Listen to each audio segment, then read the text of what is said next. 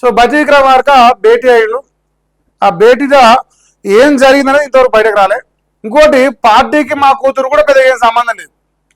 ఆమె plan A ఇప్పుడు ప్రజల ముందర పెట్టింది, ఆ ప్లాన్ బి ఏందో మాకు తెలియదు. రాజగోపాల్ కూడా ఇప్పటికీ నిన్న మాట్లాడిన మాటలు కూడా డైరెక్ట్ రేవంత్ రెడ్డిని ఇప్పుడు కూడా విమర్శిస్తున్నాడు. రాజగోపాల్ రెడ్డికి ఒక న్యాయం, ఆయన రెడ్డి కావచ్చు, కొండా సుస్మిత లేదంటే కొండా సురేఖకు ఒక న్యాయం, ఎందుకంటే వాళ్ళు బీసీలు కాబట్టి అని చెప్పేసి రాష్ట్ర వ్యాప్తంగా ఉన్న చాలా మంది ప్రజలు మాట్లాడతారు. కొండా మురళి భేటీ అయిండు. సో కొండ సురేఖ గారి భర్త ఆయన భేటీ అయిండు. సో ఈ మీటింగ్ వెనక మరి ఆయన ఏమో బిల్లుల కోసం, పెండింగ్ బిల్లుల కోసం వచ్చినా అని చెప్పి చెప్తుంది. కానీ యాక్చువల్ టాపిక్ అయితే కొండ సురేఖను బర్తరఫ్ చేయాలా వద్దా అనే దానిపైన రాష్ట్ర వ్యాప్తంగా గత వారం 10 రోజులుగా చర్చ జరుగుతున్నది. ఈ చర్చకు మరింత ఇంకా బలమిచ్చలేక రేవంత్ రెడ్డి గారు ఆయన క్రమశిక్షణ కమిటీతోని బర్తరఫ్ చేయించాలి అనే ప్రయత్నం చేస్తూ క్రమశిక్షణ కమిటీ నిర్ణయాన్ని రేవంత్ రెడ్డి చెప్పేసింది. అయితే పార్టీలో ఉండొచ్చట కానీ బర్తరఫ్ చేయాల్సిందే అని చెప్పేసి వాళ్ళ క్రమశిక్షణ కమిటీ ఇచ్చింది. అయితే ప్రజలు ఇవాళ ఏమనుకుంటారంటే, మరి రాష్ట్రంలో కాంగ్రెస్ పార్టీలో అచ్చ కాంగ్రెస్, పచ్చ కాంగ్రెస్ అనే పంచాయతీ నడుస్తుంట. సో ఈ అచ్చ కాంగ్రెస్ వాళ్ళను పచ్చ కాంగ్రెస్ వాళ్ళు ఎలగొట్టాలనే ప్రయత్నం చేస్తారు. సో దానిలో భాగంగా ఈ అసలు కాంగ్రెస్ వాళ్ళంతా భేటీ అవుతురేమో అనిపిస్తుంది మాకు. సో ఇప్పుడు ఈ కొండా మురళి, దాంతోపాటు బట్టి విక్రమార్కతో పాటుగా కోమిరెడ్డి రాజగోపాల్ రెడ్డి కూడా భేటీ అయింది. నిన్న మాట దాకా మనమే పేపర్లలో చూసినాం. అంటే బట్టి విక్రమార్క సమయం ఇస్తలేడు, అపాయింట్మెంట్ ఇస్తలేడు అని చదివినాం. కానీ ఇప్పుడు అపాయింట్మెంట్ ఇస్తా ఉన్నాడు. అపాయింట్మెంట్ కొండ సురేఖ కాకుండా కొండ మురళికి ఇయ్యలేదని చర్చ. ఇయ్యకున్నా పోయి భేటీ అయినాడు. ఎట్లా భేటీ అవుతాడు? అపాయింట్మెంట్ ఇస్తేనే కదా పోయేది. సో రాజగోపాల్ రెడ్డి దీనికి మధ్యవర్తిత్వం వ్యవహరించాడు. ఆయన తీసుకపోయిన అనేది ఇంకో రకమైన చర్చ కూడా. సో అసలు భేటీ సంగతి ఎవరెవరు రాసిరు, ఈ మీటింగ్ గురించి ఎవరెవరు వాళ్ళ పత్రికల్లో రాసిన ఒకసారి గమనించే ప్రయత్నం చేద్దాం. ఇది కాంగ్రెస్ వెలుగు పత్రిక. ఇది రేవంత్ రెడ్డి డైరెక్ట్ ఆస్థాన మీడియా పత్రికలో భాగమైనది. ఇంకా మరి ఇక్కడ మేజర్గా రాసిరా, బట్టితో కొండా మురళి భేటీ అంట. డిప్యూటీ సీఎంతో మంత్రులు ఉత్తమ్ కుమార్ రెడ్డి, శ్రీధర్ బాబు, ఎమ్మెల్యే రాజగోపాల్ రెడ్డి సమావేశం అంట. కొండా సుస్మిత వివాదాన్ని పరిష్కరించే బాధ్యత బట్టికి అప్పగించిన హైకమాండ్ అంట. అందులో భాగంగానే ఈ సమావేశం జరిగింది అని చెప్పేసి ఒక అంచనా వేస్తున్నారు. సో బట్టి విక్రమార్క భేటీ అయ్యిండు. ఆ భేటీగా ఏం జరిగిందనేది ఇంతవరకు బయటకు రాలే. కానీ వాళ్ళు చెప్తున్నారు పెండింగ్ బిల్ల కోసం అని చెప్తున్నారు. అయితే డిప్యూటీ సీఎంతో ఉత్తమ్ కుమార్ రెడ్డి, దాంతోపాటు మంత్రులు శ్రీధర్ బాబు, రాజగోపాల్, వీళ్ళ ముగ్గురు కూడా అసలు కాంగ్రెస్ వాళ్ళు. మా రాజగోపాల్ అంటే అటు ఇటు దుంకే కాంగ్రెస్ అని చెప్తాను నేను. సో మొత్తానికైతే వీళ్ళు ముగ్గురు కూడా ఒక రకంగా అసలు కాంగ్రెస్. ఈ అసలు కాంగ్రెస్ వాళ్ళు భేటీ అయ్యారు. అది కూడా డిప్యూటీ సీఎంతో బట్టి విక్రమార్క, ఆయన కూడా అసలు కాంగ్రెస్. ఇంకోటి ఇదంతా వైఎస్ రాజశేఖర కాంగ్రెస్, ఈ రేవంత్ రెడ్డి వీళ్ళంతా చంద్రబాబు కాంగ్రెస్. దాంట్లో అదే వ్యత్యాసం కనిపిస్తున్నది. అయితే కొండా సుస్మిత వివాదాన్ని పరిష్కరించాలని హైకమాండ్ బట్టి విక్రమార్క ముందర పెట్టినట. ఇది ఎంతవరకు నిజమని తెలియదు. వాళ్ళు రాసిరు వాళ్ళ పేపర్లలో. అందులో భాగంగానే ఈ సమావేశం జరిగిందని అంటారు. కానీ ఈ సమావేశం జరిగింది రేవంత్ తెలుసా తెలియదా? ఇప్పుడంటే పబ్లిక్గా వచ్చింది. సో పబ్లిక్ తెలియకంటే ముందు రేవంత్ రెడ్డి తెలిసే జరిగిందా, తెలియకుండా జరిగిందా అని కూడా డౌట్. ఎందుకంటే ఈ భేటీలో అంతా మంత్రులు అంతా రేవంత్ రెడ్డి వ్యతిరేకంగా ఉన్న వాళ్ళే, ఈ భేటీలో కూర్చున్న వాళ్ళంతా కూడా. అయితే నా బిడ్డ వ్యాఖ్యలు వ్యక్తిగతం అంట. ఆమె ప్లాన్ బి ఏంటో నాకు తెలియదు అని చెప్పేసి కొండా మురళి చెప్పిండు. ఈ కొండా మురళి నిన్న మాట్లాడిన మాటల్లో కొండా సుస్మిత నా కూతురు, తర్వాత నా కూతురికి ఆల్రెడీ ఇంకో కూతురు ఉన్నది, ఆమెకే 35-37 సంవత్సరాల వయసు ఉన్నది, తర్వాత నా కూతురికే 15 సంవత్సరాల కూతురు ఉన్నది. ఆమె వ్యక్తిగత నిర్ణయం, ఆమె ఏమనుకుంటుందో, ఆమె ఏం ఆలోచన చేస్తుందో నన్ను అడగకుని నాకేం తెలియదన్న. నా కూతురుని అడిగిరాను ఉంటే నాకేం సంబంధం లేదు.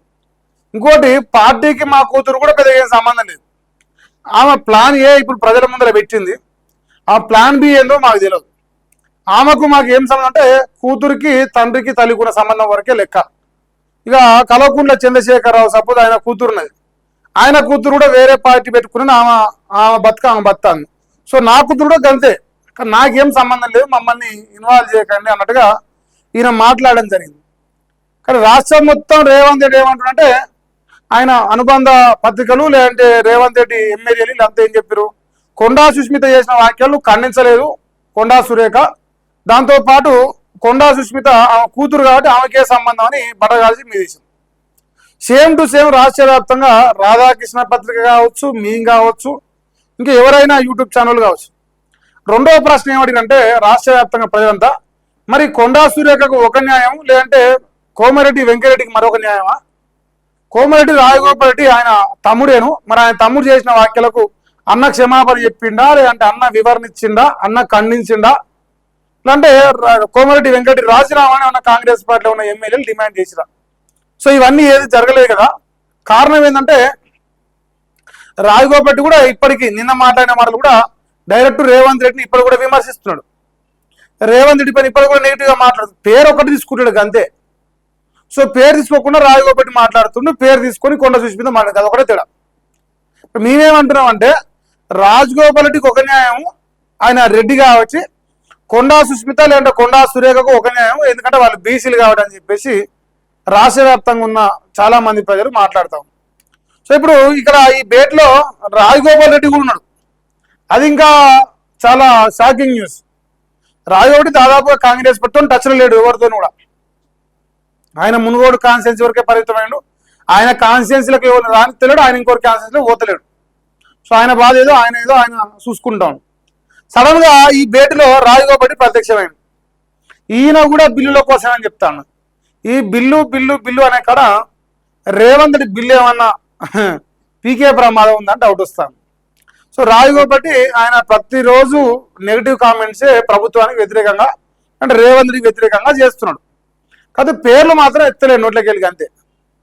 మరి ఈయనను బర్తరఫ్ చేయాలి, లేదంటే ఈయనను కాంగ్రెస్ పార్టీకి వెళ్ళగొట్టాలి, లేదంటే కోమరెడ్డి వెంకరెడ్డిని ఆయననే బర్తరఫ్ చేయాలని ఈ చర్చ ఇప్పుడు తెలంగాణ సమాజం తీసుకొస్తుంది. ఎందుకంటే కాంగ్రెస్ పార్టీలో ఒకవేళ నీతి నిజాయితీ అని ఉంటే అందరికీ ఒకటే రకమైన న్యాయం ఉండాలి, అందరికీ ఒకటే రకమైన రాజ్యాంగం ఉండాలి కాంగ్రెస్ పార్టీలో.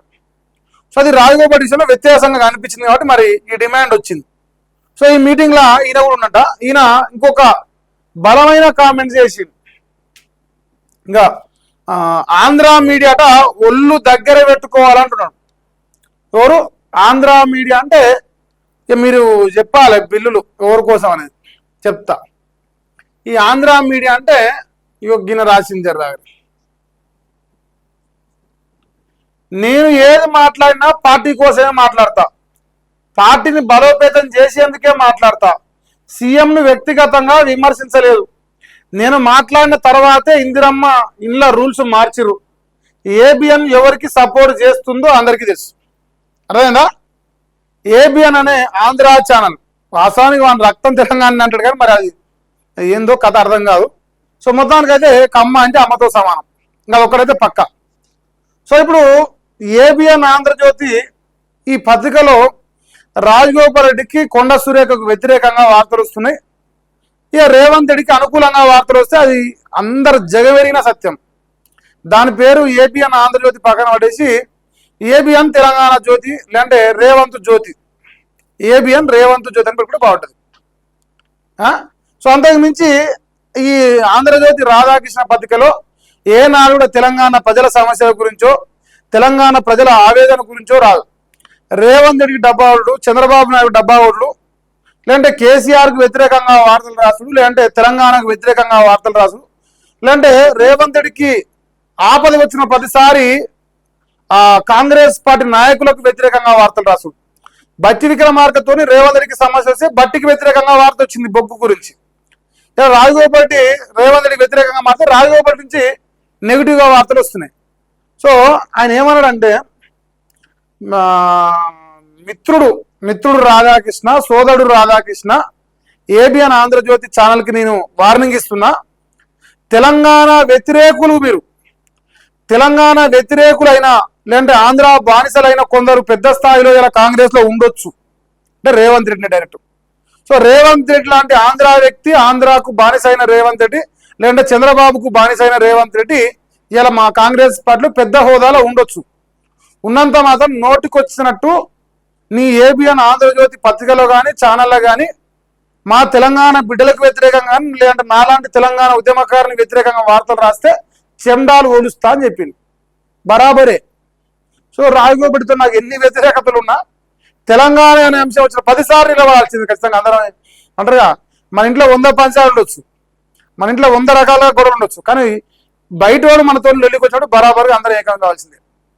సో ఇప్పుడు రేవంత్ రెడ్డి గారు ఏబిఎన్ ఆంధ్రజ్యోతి రాధాకృష్ణ ఒక లుచ్చగాంతో తెల్లారితే తెలంగాణ బిడ్డల పైన వ్యతిరేకంగా వార్తలు రాయిస్తాడు. అది జగమెరిగిన సత్యం. అది రాజగోపాల్ మొదటిది కాదు, రాజగోపాల్ చివరి కాదు, ఇంకా కంటిన్యూ అయితేనే ఉంటుంది. ఎప్పటిదాకా రాస్తాడు వాళ్ళ వార్తలు?